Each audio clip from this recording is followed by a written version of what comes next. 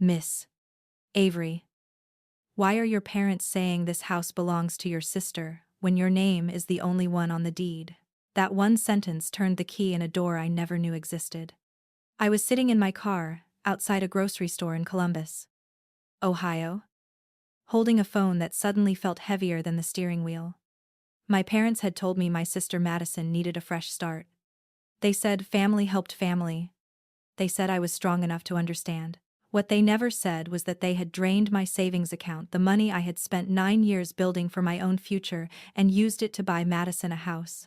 But they made one mistake. They thought stealing my money was the dangerous part. They didn't realize the real danger was putting my name on the paperwork.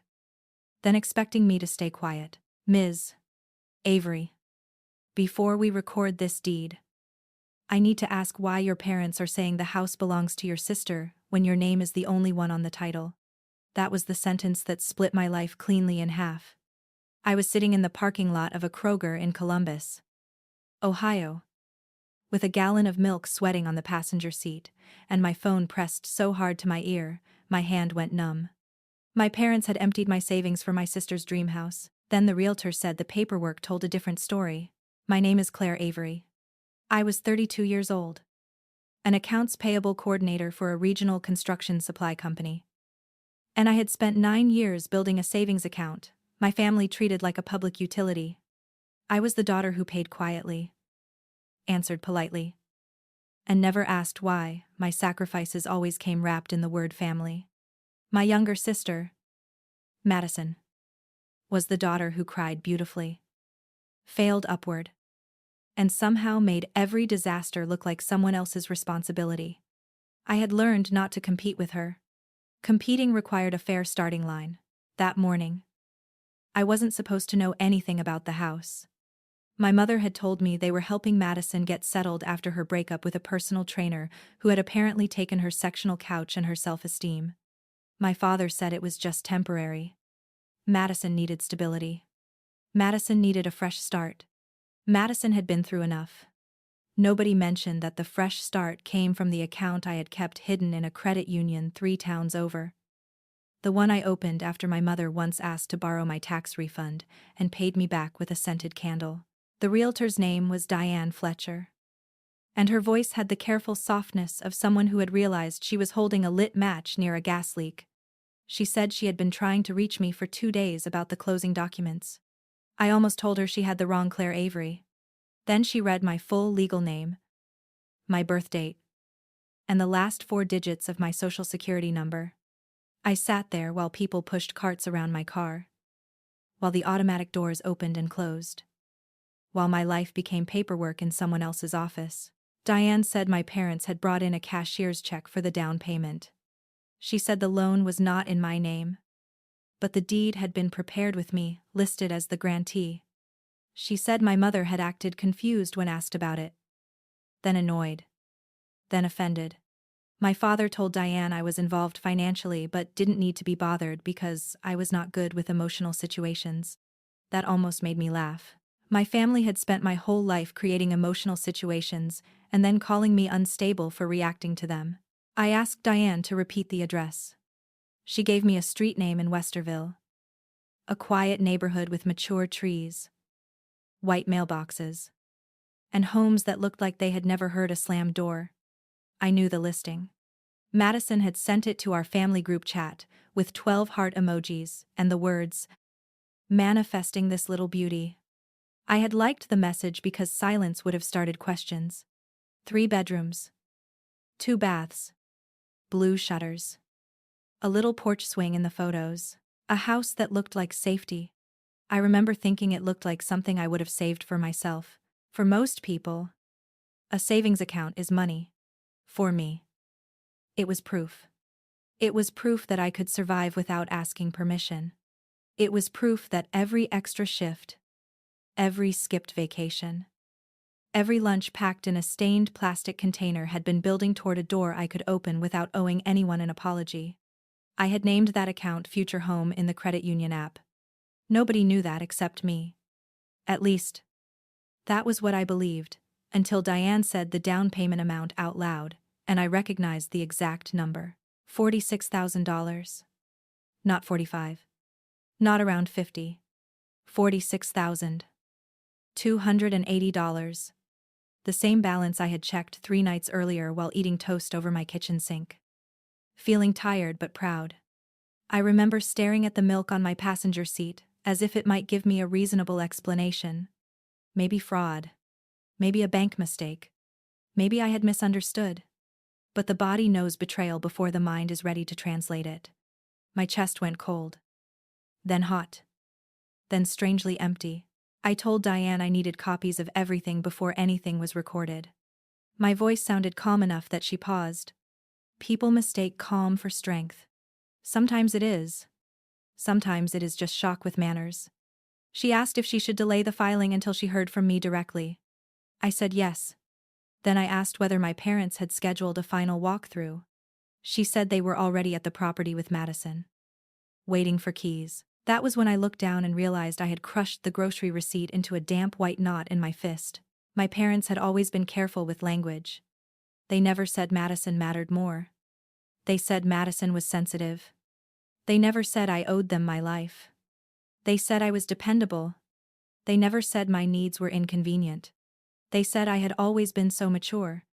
When I was 13 and Madison broke my science fair project because she wanted the trifold board for a dance poster. My mother told me not to make her feel worse. When I was 17 and my father used my graduation money to fix Madison's car, he said, college scholarships made me luckier anyway. By 25, I had learned the family math. Madison's pain counted double. My effort counted as expected. If Madison cried, everyone gathered. If I cried, someone checked the clock. When my first apartment flooded and I slept on a coworker's couch for 6 weeks, my mother sent me a text that said, "At least you're resourceful." When Madison's dishwasher broke, my parents drove over with takeout, a plumber, and a speech about how hard adulthood was on gentle people. Gentle people, in our family, were the ones who took. Strong people were the ones expected to let them. I did not drive straight to the house. That surprises people when I tell them this story. They expect me to peel out of the Kroger parking lot, storm through the front door, and demand my money back, with my voice shaking and my hair dramatic in the wind. But rage has never helped me with my family. Rage gave them evidence. Rage let them point and say, "See, this is why we don't tell Claire things." So I drove home first. I put the milk in the refrigerator. I sat at my small kitchen table, then I opened my laptop. The first thing I did was check my bank account. The balance was $113. Sisharar. There was no dramatic warning. No red banner. No fraud alert screaming that my future had been stolen. Just a clean transfer history that made my stomach turn. 3 withdrawals over 8 days. Each just under the daily limit. Each initiated from a device I did not recognize, but authenticated through security questions my parents could answer because they had raised me and knew the name of my first dog, my high school mascot, and the hospital where I was born. I stared at the screen until the numbers blurred. Then I downloaded everything. Statements. Transfer confirmations. Login timestamps. Device notices. IP alerts. I had worked with invoices long enough to know that panic forgets details. But documents do not. I saved copies to my computer, my external drive, and an email account my family did not know existed. I printed the last 3 months of statements on my cheap home printer while the machine whined like it resented being dragged into my family drama. Page after page slid out. Warm and damning. Then my phone started ringing. Mom. Dad. Madison. Mom again. Dad again. The family group chat lit up with messages that looked casual if you did not know how pressure sounds when it wears perfume. Claire. Call me when you get a second. Your sister is upset. There's been a misunderstanding. Please don't embarrass us in front of the realtor. Madison sent one message by itself. Why are you doing this to me? I read that one twice. It was impressive. Really. My savings were gone. And somehow I had become the person ruining her day. I called Diane back instead. I asked her to email me the draft deed, the closing disclosure, the purchase agreement, and any communication where my name appeared. She hesitated, then said, since I was listed on the deed, she could send documents related to that portion of the transaction. Her tone changed when I asked about recording status, escrow hold, and whether the deed had been notarized. People hear quiet precision differently than anger. Anger makes them defensive. Precision makes them careful. Diane promised to pause everything until I arrived. Only then did I drive to Westerville. The house looked exactly like the listing photos, which somehow made it worse. Blue shutters, fresh mulch, a porch swing Madison had already decorated with a yellow throw pillow, as if ownership were just a mood you could stage. My parents' SUV sat in the driveway. Madison's white Jeep was parked crooked near the curb, still wearing a rhinestone license plate frame that said, "Blessed." I remember sitting there with my hands on the steering wheel, looking at that little porch and thinking, this was supposed to be my door. Through the front window, I could see them moving around inside. My mother was carrying a vase of grocery store flowers. My father stood with his hands on his hips, surveying the living room like a man inspecting land he had conquered. Madison was spinning slowly in the empty space. Phone raised. Probably filming a video for Instagram. I could imagine the caption. New beginnings. So grateful. Family is everything. The same family that had reached into my account like it was a kitchen drawer and taken what they wanted. Diane met me on the porch before I could knock. She was in her late 50s, wearing a navy blazer and the expression of a woman who had seen divorces, bad credit, boundaryless parents, and at least 3 cousins fighting over lake cabins. She lowered her voice and said, "I'm sorry. I thought you knew." I believed her. There are apologies that try to escape blame, and apologies that simply recognize damage. Hers was the second kind. She handed me a folder and said, "Nothing is recorded yet, but they are pushing hard." My mother opened the front door before Diane could finish. For 1 second, her face flickered. Surprise, irritation, calculation. Then she smiled too brightly. "Claire. Honey. You didn't have to come all the way out here." She said it as if I had interrupted a brunch reservation instead of a real estate closing funded by my emptied account. Behind her, Madison froze with her phone still in the air. My father stepped into view, jaw tight, already disappointed in me for discovering what they had done. I looked past all of them into the house.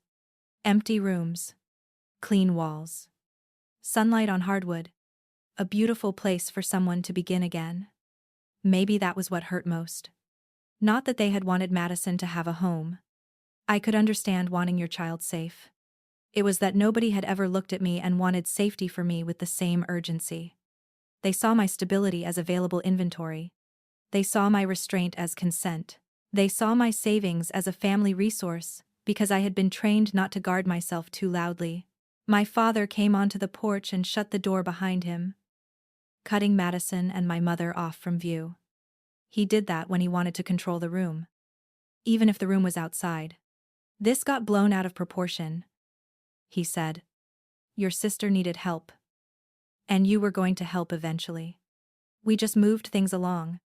I looked at him for a long second. There are moments when a parent says something so revealing that grief has to step aside and let clarity enter first. "You took my money," I said. My voice did not shake, which seemed to bother him more than yelling would have. He sighed, the old exhausted sigh that meant I was being difficult. "We didn't take it. We used it for something meaningful. Madison has been through hell." I almost asked what he called the last decade of my life, but I already knew. He called it maturity. He called it independence. He called it not needing as much. Then he added the sentence that became the anchor of everything that followed. "A good daughter doesn't keep score." I looked at the folder in Diane's hands. I looked at the blue shutters. I looked at my father, who had mistaken my silence for permanent surrender. "That's funny," I said. "Because the deed does." Behind him, my mother opened the door again. And Madison's eyes darted from my face to the folder. For the first time that day, nobody spoke. The house they had planned to hand to my sister was standing there with my name on it. And every lie they had told was about to need an explanation. My father stared at me as if I had spoken in a language he refused to learn. For years, his authority had worked because everyone agreed to act like it was wisdom. He could turn selfishness into responsibility with one sentence. He could turn my pain into an inconvenience by lowering his voice. But a deed was different. A deed did not care that Madison was crying in the living room. It did not care that my mother had already picked flowers for the kitchen counter. It only cared whose name was typed, where ownership mattered. My mother stepped onto the porch. Her smile gone now. "Claire, this is not the place," she whispered. That was one of her favorite lines. Not the place. Not the time. Not in front of people. Not while Madison is upset. Somehow, there had never been a correct place to discuss what they took from me. "Then tell me the right place," I said. "The bank, the police station, Diane's office, because you emptied my savings and used it on this house." My mother's face tightened. Not with guilt, but with embarrassment that Diane could hear. Madison appeared behind her in the doorway. Barefoot. Cheeks flushed. Phone clutched to her chest. She looked smaller than 30 years old when she wanted sympathy. "I didn't know it was your whole savings," she said. Not "I didn't know it was your money." Not "I'm sorry." Just a careful little sentence with an escape hatch built into it. I looked at her. And for a second I saw the girl who used to break my things and cry before I could accuse her. She had improved her methods. That was all. Diane stood very still beside me. Professional people have a special silence when they realize a family argument may also be evidence. My father noticed her listening and lowered his voice. "We can discuss this privately." "No," I said. "You involved a realtor, a title company, a bank, and my account. It stopped being private when you made strangers part of the lie." His jaw moved once. He hated when I used complete sentences. Complete sentences made it harder to interrupt me with disappointment. My mother reached for my arm. I stepped back before she could touch me. Her eyes widened like I had slapped her. That was another rule in our family.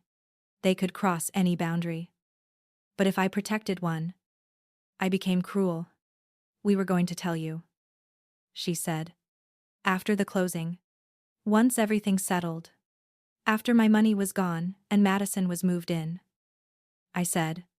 "After it would be too late for me to say no." She looked at my father then. A tiny flash of panic passing between them. It was the first honest thing I saw all day. Diane cleared her throat. "I think we need to pause the key release." Madison's head snapped toward her. "But the movers are coming tomorrow." Her voice cracked on tomorrow, as if a moving truck outranked a stolen savings account. "I already changed my address. I already posted the porch." That sentence landed strangely. Not "I already paid." Not "I already signed." I already posted. The house was not shelter to her yet. It was proof to show people she had been chosen. My father turned on Diane with the politeness men use when they are being aggressive in front of witnesses. "There is no need to punish Madison for a paperwork confusion." Diane's eyebrows lifted slightly. "Mr. Avery. A disputed source of funds and an ownership question are not paperwork confusion."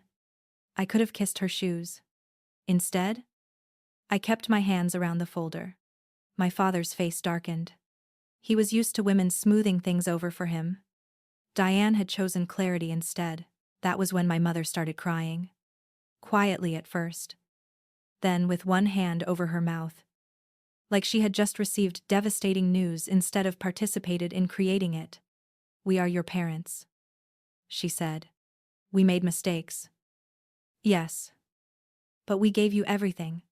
I thought of my childhood bedroom with the broken closet door that never got fixed because Madison needed braces. I thought of buying my own prom dress from a clearance rack while Madison got alterations on hers. I thought of every bill I covered after being told I was lucky to be responsible. "You gave me the job of not needing anything," I said. My mother blinked. She did not understand the sentence. Or maybe she understood it too well. Madison began crying harder behind her. I needed a home, she said. You already have an apartment. You don't even have kids. Why are you acting like this ruins your life? It was such a clean expression of how they saw me that I almost felt grateful for it. To Madison. My future was not real unless it looked like hers. My dreams were theoretical.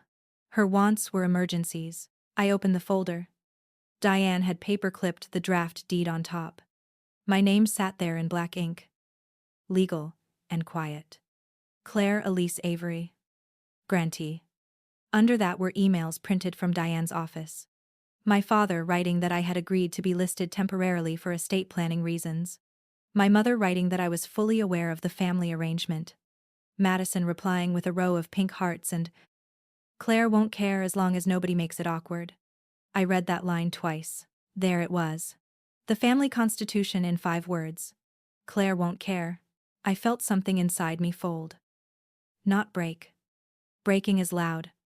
This was smaller and more final. It was the part of me that still wanted one of them to look ashamed. I had carried that hope for years. Tucked under practicality. Hidden beneath humor. Pretending I was too grown to need it. But standing on that porch with my stolen savings in a folder, I understood shame was not coming. They wanted rescue from consequences. Not forgiveness for harm. My father reached for the papers. I moved them out of his reach. Don't, I said. He looked shocked. As if my documents were still his to manage. Claire. Listen carefully. If you make a scene, you could destroy your sister's chance at stability. You already destroyed mine. He exhaled through his nose. You are 32 years old. You can rebuild. Madison can't handle another setback. There it was again. Polished and familiar. I could survive. So they could take from me. She might collapse. So they protected her from the weight of her own life. Diane asked whether I wanted to come inside and sit down. My mother immediately said yes, eager to move the problem behind walls. I said no. I did not want to sit in the living room my money had bought while they negotiated how much of my own future I was allowed to keep. So we stayed on the porch. Cars passed slowly on the street. A neighbor watering flowers glanced over.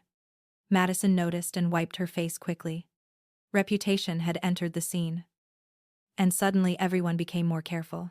I asked my father how he accessed the account. He looked offended by the question. We didn't hack anything. That is not an answer. My mother stepped in.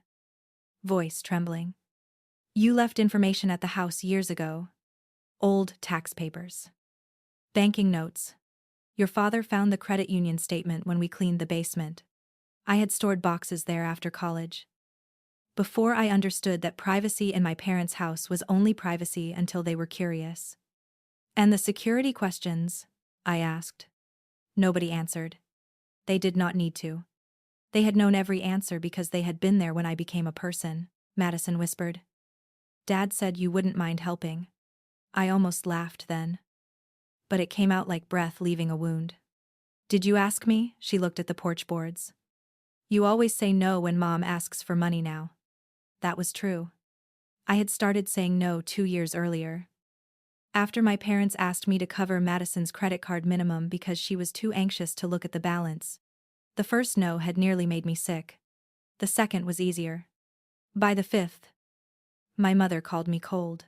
My father pointed toward the folder. Fine. You want to be technical, yes.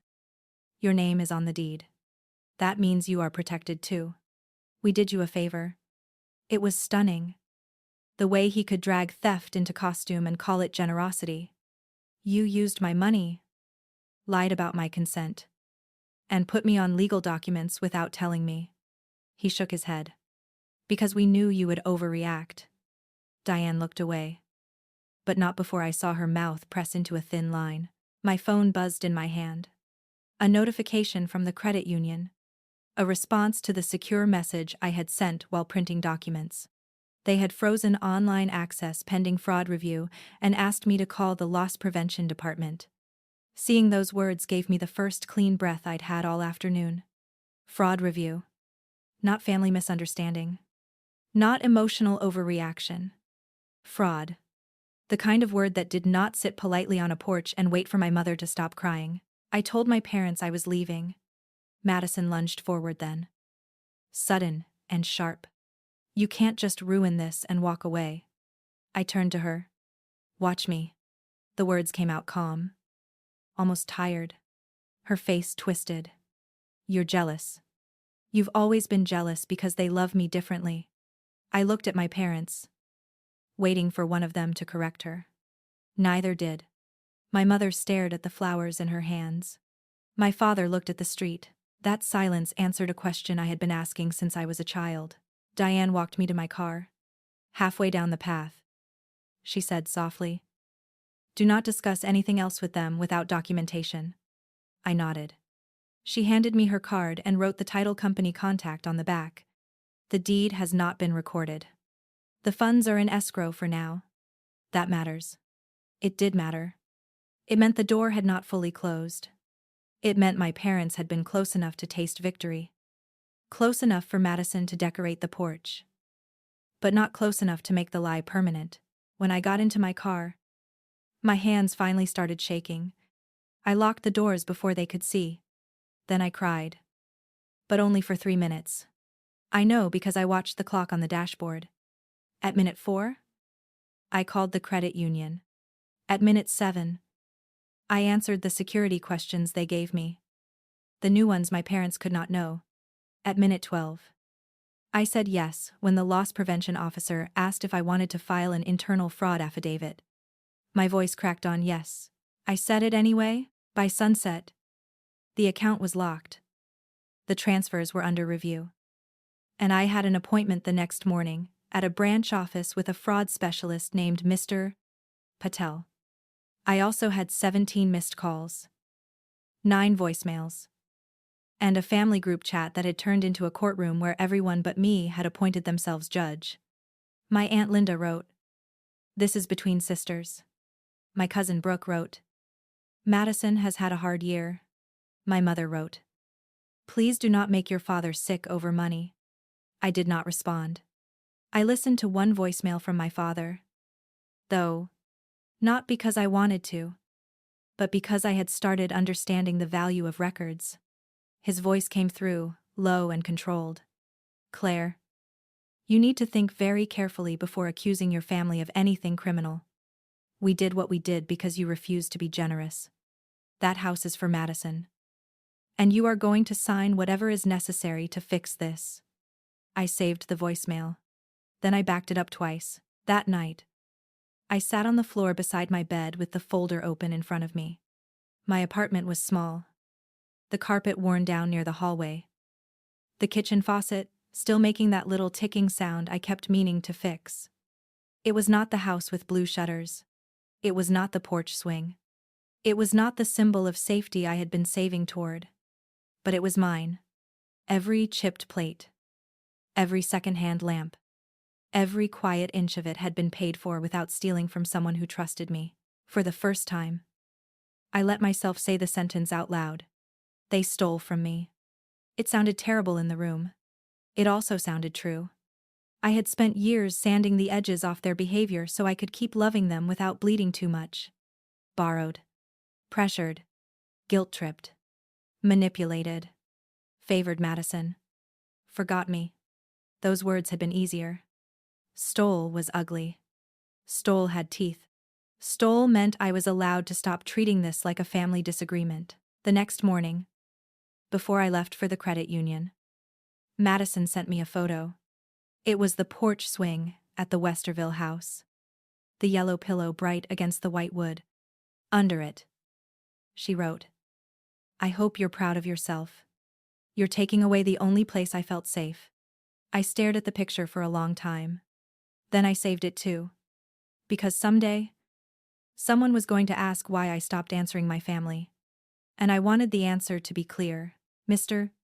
Patel did not look surprised when I sat across from him with a folder. A flash drive. And the expression of someone who had slept only because her body gave up. He was a compact man in a gray suit with kind eyes and a very still face. That stillness helped. I did not need outrage from him. I had enough of my own. Packed tightly under my ribs. I needed procedure. Procedure was clean. Procedure asked what happened. When it happened. Who benefited. And whether the signatures matched. He reviewed the transfer history slowly. Page by page. Asking questions in a voice that never once suggested I had caused the problem by trusting the wrong people. The first transfer had been initiated at 9:14 p.m. on a Sunday. I remembered that night. My mother had called me while I was meal prepping chicken and rice, asking about my childhood dog for some silly password recovery thing related to an old photo account. I had answered without thinking. Memory, in families like mine, could be used as a key.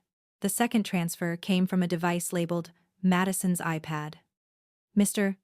Patel tapped that line once with his pen and looked up at me. Do you recognize this device? I laughed once. Sharply. Because the sound had nowhere else to go. Madison had named all her devices like accessories. Madison's iPad. Madison's MacBook. Madison's world. Yes, I said. It belongs to my sister. He nodded and wrote something down. Not a dramatic nod. Not a sympathetic gasp, just a small mark on paper that made the truth less deniable. The third transfer had been approved after a verification call to my phone number. Except the number on the record was not mine.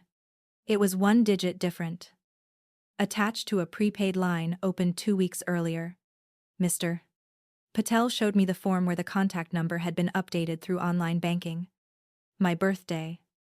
Social security digits. Childhood address.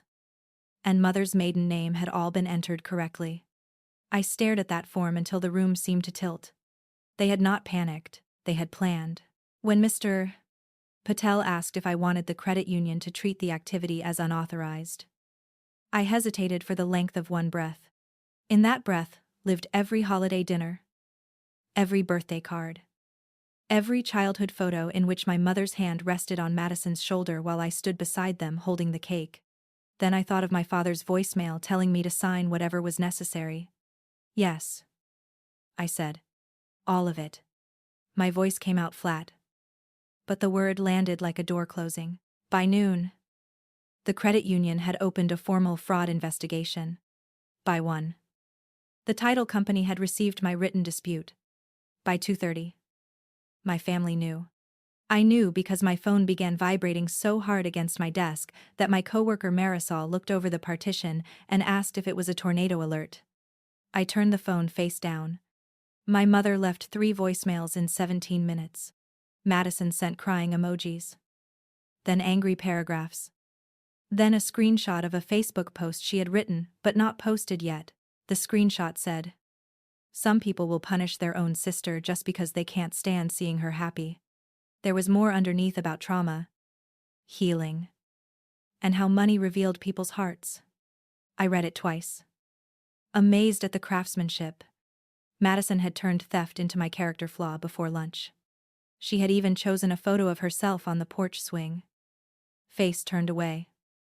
Sunlight in her hair. If pain could be staged, Madison had found the perfect angle. I did not respond to her. Instead, I opened a new folder on my computer and labeled it Westerville House. Inside, I created subfolders the way I did for vendor audits at work. Bank records, title documents, messages, voicemails, social media, timeline. It sounds cold when I say it now, but it was the first time I felt steady. My family had always thrived in emotional fog. They contradicted themselves. Cried.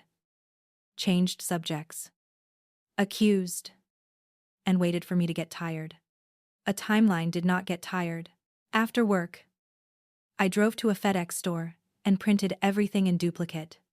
The girl behind the counter asked if I wanted the pages stapled. No, I said. F folders. Please. She slid 2 blue folders across the counter. And I almost laughed at the color. Blue. Like the shutters. Blue. Like the house Madison had already claimed online. I paid with my debit card and watched the receipt print. grateful for one small transaction that belonged only to me. That evening, Aunt Linda came to my apartment. She did not call first. She just knocked with the confidence of someone who had been sent as a family ambassador and expected a medal for it. I opened the door with the chain still on. Her face changed when she saw it. "Claire, don't be dramatic." Those were her first words. Not hello. Not, "Are you okay?" Just don't be dramatic. As if the chain were the problem and not the people who taught me to need one, she held a casserole dish covered in foil. Which was almost funny. In my family, food was often used as a soft cloth thrown over sharp things. "Your mother is devastated," she said. "Your father's blood pressure is up. Madison hasn't stopped crying." I looked at the casserole. "Did anyone ask if I ate today?" Aunt Linda blinked, annoyed by the detour. "This is bigger than you." There it was. The family motto with parsley sprinkled on top. "Bigger than you" had covered a lot over the years. I told her I was not discussing it. She lowered her voice. "Your parents made a poor choice. But you filing fraud papers could ruin them. They committed fraud." I said. She flinched at the word. "Don't use legal words for family mistakes." I almost opened the door then, just to stand at full height when I answered her. Instead, I kept the chain between us. They used legal documents for a family mistake. "I'm just naming it correctly." Aunt Linda stared at me like she was seeing a person she had not approved. Before she left, she said, "You will regret choosing money over blood." I wanted to tell her I had chosen blood over myself for 3 decades, and all it had done was teach them where to cut. But I was tired of handing people beautiful explanations they would only use as napkins. So I said, "Good night," and closed the door. The casserole sat outside for 10 minutes before she carried it back to her car. I watched through the peephole. Not because I was afraid, but because I was done being surprised. The next morning, Diane called again. Her voice was tighter this time. My parents had gone to the title office without me and insisted the deed error be corrected by removing my name and replacing it with Madison's. They had brought a quitclaim deed they wanted me to sign. Diane said my father described it as just cleaning up the paperwork. I looked down at my notes and wrote those words carefully. Cleaning up the paperwork. That was what he called erasing the only thing that had stopped them. Diane also told me something else. The title company had found an email attached to the transaction from an address close to mine but not mine. My real email used my middle initial. The fake one did not. In that email, someone pretending to be me wrote, "I'm fine with my parents handling everything. Please don't contact me during business hours." For a second, my vision blurred at the edges. Not because it was clever, because it was lazy. They had forged my consent with the same assumption they always had: Claire will not make trouble. I asked Diane to forward the email with full headers to the fraud specialist and to me. Then I called the title company manager directly. Her name was Rebecca Shaw. And she spoke with the clipped caution of a woman who had already called her company's legal department. She said closing was suspended. Funds would remain in escrow pending resolution. No deed would be recorded without verified authorization. She also said my parents had been informed that any further attempt to submit documents on my behalf would be documented. That should have comforted me. Instead, I felt the strange sadness of realizing strangers were protecting me more carefully than my own parents had. A woman who had known me for one phone call understood consent better than the people who taught me to write my name. I sat in my car outside my office and let that fact settle. It did not make me cry. It made me quiet. There is a kind of quiet that comes after grief burns through its first layer and leaves behind something harder. Madison posted the Facebook message that afternoon. She did not use my name. But she did not need to. Cousins commented with hearts. Church friends wrote, "Praying for your jealous person." Someone said, "Family should never block someone's blessing." My mother commented, "We know the truth." That one made my hands go cold. We know the truth. Yes. They did. That was exactly the problem. I took screenshots of every comment. Every timestamp. Every little public performance of innocence. Marisol found me in the break room staring at my phone. She was the closest thing I had to a witness from my actual life. The life where I showed up. Paid bills. Met deadlines. And never asked anyone to rescue me. She sat across from me and said, "Do you want advice, or do you want me to just hate them with you for 5 minutes?" I laughed for the first time in 2 days. It cracked something open. Not enough to collapse. Just enough to breathe. I told her the short version. Parents. Savings. Sister. House. Deed. Fraud. She listened without interrupting. Then said, "You need someone in the room when you confront them. Not to fight. To remember what was said." I almost told her I was not confronting anyone. Then my phone rang again. It was my father. And this time I answered. Marisol stayed seated across from me. Silent. Watching my face change as his voice filled my ear. "Enough," he said. "No hello. Just enough. You've made your point. We are meeting tomorrow at the title office at 4. And you are signing the quitclaim. Madison cannot lose this house because you are having an emotional episode." I put him on speaker. Marisol's eyes sharpened. "I'm not signing anything," I said. "Then you will explain to your sister why you destroyed her life." His voice rose. "Bring your folder if that makes you feel powerful. Bring your little bank papers, but this ends tomorrow." I looked at Marisol. She nodded once. Slow and firm. I asked my father who would be there. He said Mom. Madison. Aunt Linda. Diane. And Rebecca from the title company. Then he added, "And don't try to humiliate us." That almost made me smile. Not because anything was funny, but because he still thought humiliation was something I would bring into the room. Not something he had already built with his own hands. After he hung up, Marisol said, "I'm coming." I started to object. But she raised one hand. "Not as your friend. As the person who heard him threaten you on speaker in a workplace break room at 3:18 p.m. She wrote the time on a napkin and slid it to me. That small act nearly undid me. Not the law. Not the bank. A napkin. Someone else had heard it. Someone else had written it down. For once, I was not the only record of what had happened to me. That night, I prepared the folder the way I would prepare for an audit. Chronological bank statements. Device logs. Fake email. Title documents. Madison's messages. My father's voicemail transcript. Facebook screenshots. The quitclaim request. At the very back, I placed a single printed photo of the porch swing Madison had sent me. I did not know why at first. Then I realized it was the center of the whole thing. Not the money. Not even the house. The belief that she could sit in a stolen future and call it safety. At 3:42 the next afternoon, I parked outside the title company. The sky was bright. The sidewalk, clean. The building painfully ordinary. My parents' SUV was already there.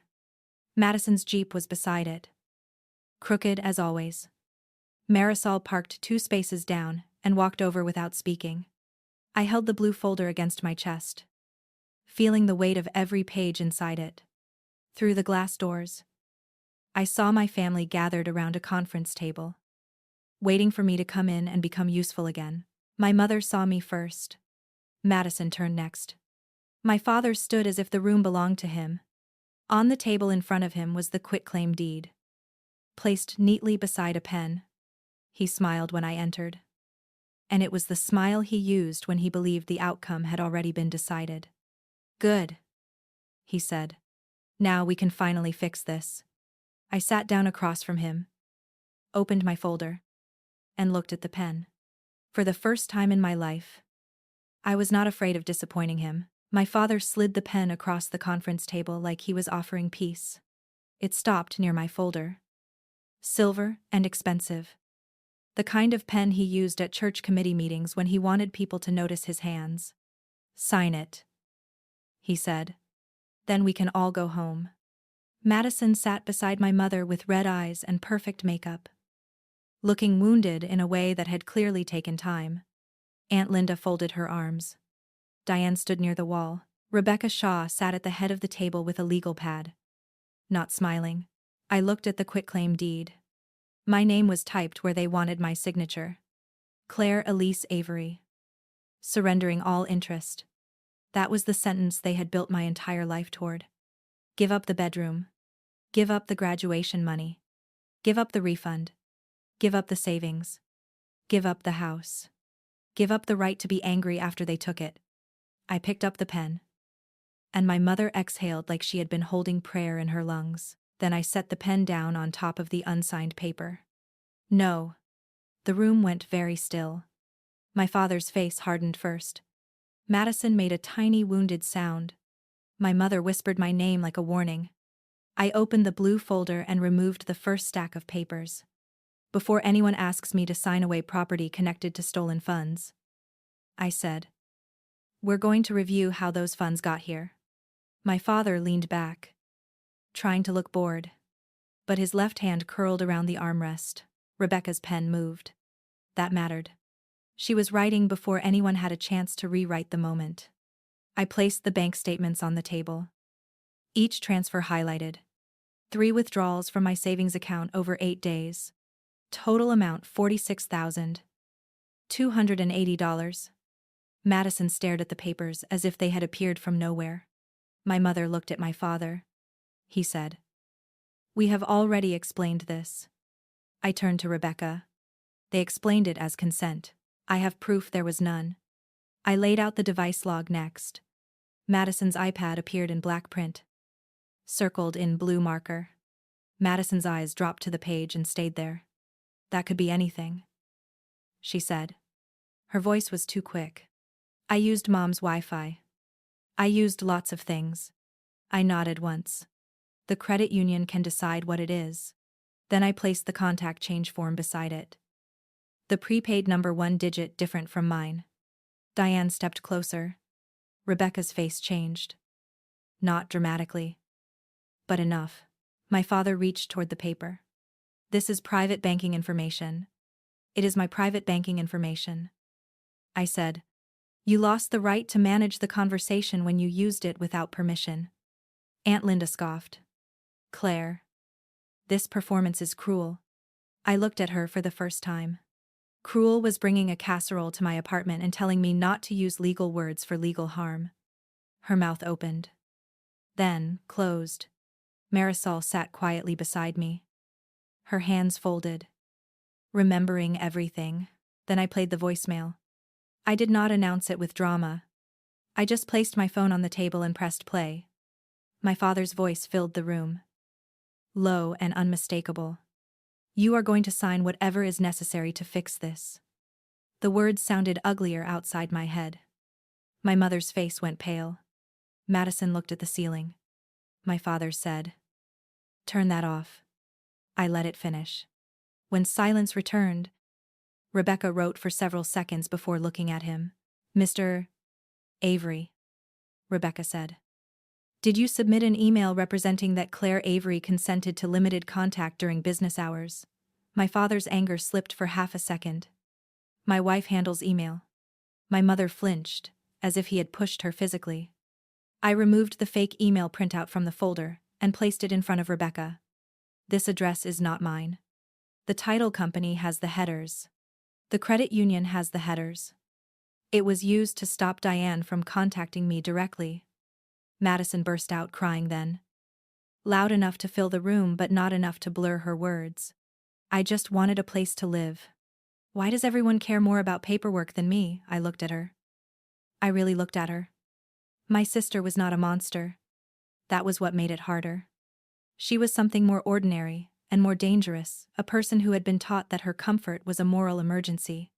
Because paperwork is where people write down the truth when feelings have been used to cover it. I said. My mother started sobbing softly. We were desperate. I believed that she felt desperate. I also believed desperation did not create a fake email. A prepaid phone number. 3 timed transfers. And a quitclaim deed waiting beside a pen. You could have asked, I said. She shook her head. You would have said no. The room heard it. Diane heard it. Rebecca heard it. Marisol heard it. For once, the family logic walked out into public without makeup. They knew I would say no. So they built a way around my no. Rebecca closed her folder. This transaction will not proceed. Madison's crying stopped so suddenly it felt rehearsed in reverse. What Rebecca looked at her directly. The deed will not be recorded. No keys will be released. The escrow funds will remain frozen pending instructions from the financial institution and our legal department. My father stood. You cannot just cancel a closing because my daughter is upset. Rebecca's voice stayed even. I am not canceling it because she is upset. I am suspending it because there are credible allegations of unauthorized funds and fraudulent authorization. For the first time in my life, my father had no sentence ready. His mouth tightened. His eyes moved from Rebecca to Diane to Marisol, searching for the weakest place in the room. He finally landed on me. You're really going to do this to your own family? I thought that question would hurt. It did not.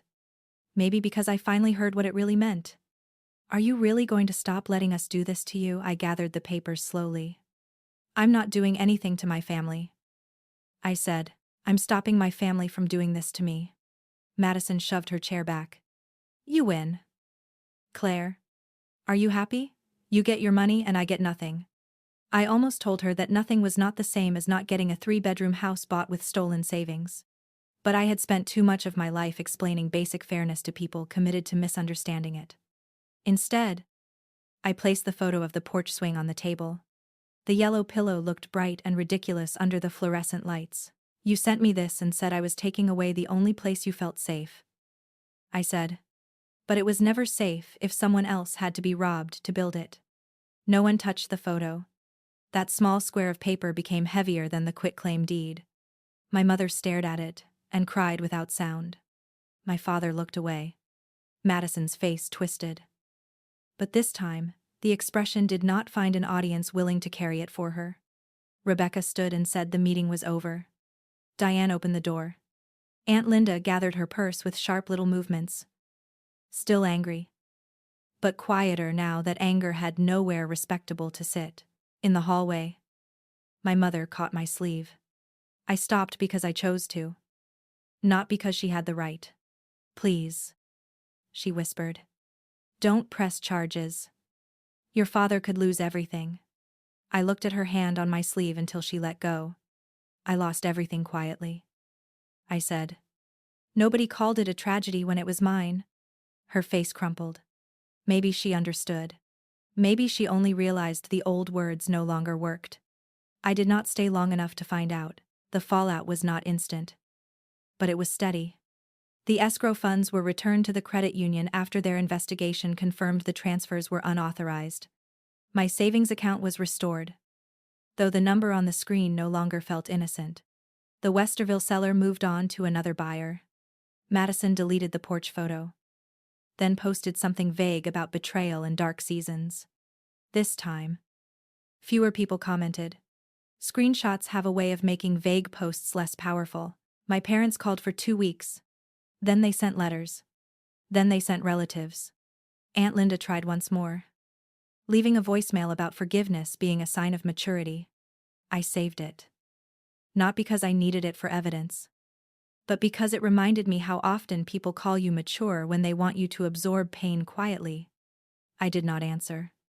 I cooperated with the investigation. I gave every document I had. What happened to them after that belonged to the consequences they had chosen, not to the daughter they had trained to soften them. 3 months later, I drove past the Westerville house. I did not plan to. A work errand took me down a nearby road. And suddenly there it was. Blue shutters. Fresh mulch. A porch swing with no yellow pillow. A little boy was drawing chalk stars on the driveway while a woman carried groceries inside. For a moment, I felt the old ache. Not because Madison lost it. Not because I wanted that exact house anymore.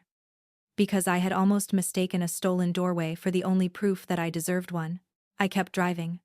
2 weeks after that, I toured a small townhouse on the edge of Worthington. It did not have blue shutters. It had a narrow kitchen, a stubborn back gate, and a maple tree that leaned over the patio like it was listening. It was not dramatic. It was not a dream house listing someone would caption with heart emojis. But when I stood in the entryway, I felt something quiet settle in my chest. No one had stolen to put me there. No one had lied. No one had asked me to surrender myself at the door. At closing, the realtor asked if I wanted anyone else listed on the deed. I looked at the line where my name would go and thought of my father's pen, my mother's tears, Madison's porch swing, and every version of me that had been told love meant giving until nothing was left. No, I said. Just me. My hand did not shake when I signed. The signature was not revenge. It was ownership. Of the townhouse. Yes. But also of my voice. My boundaries. And the life I had finally stopped offering up as family property. I still have the blue folder. It sits in a drawer near my desk.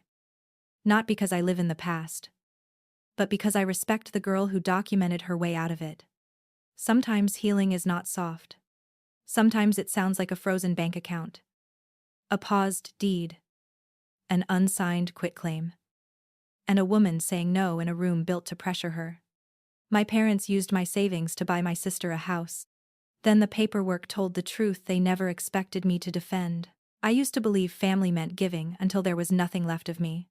I used to think being the strong daughter meant swallowing every unfair thing and calling it love. But that house taught me the difference between sacrifice and theft, between forgiveness and surrender. In the end, I did not destroy my family. I simply stopped letting them destroy me. And when I finally signed the deed to my own home, with only my name on it, I understood something I should have known years ago: protecting your future is not selfish. Sometimes, it is the first honest act of love you ever give yourself.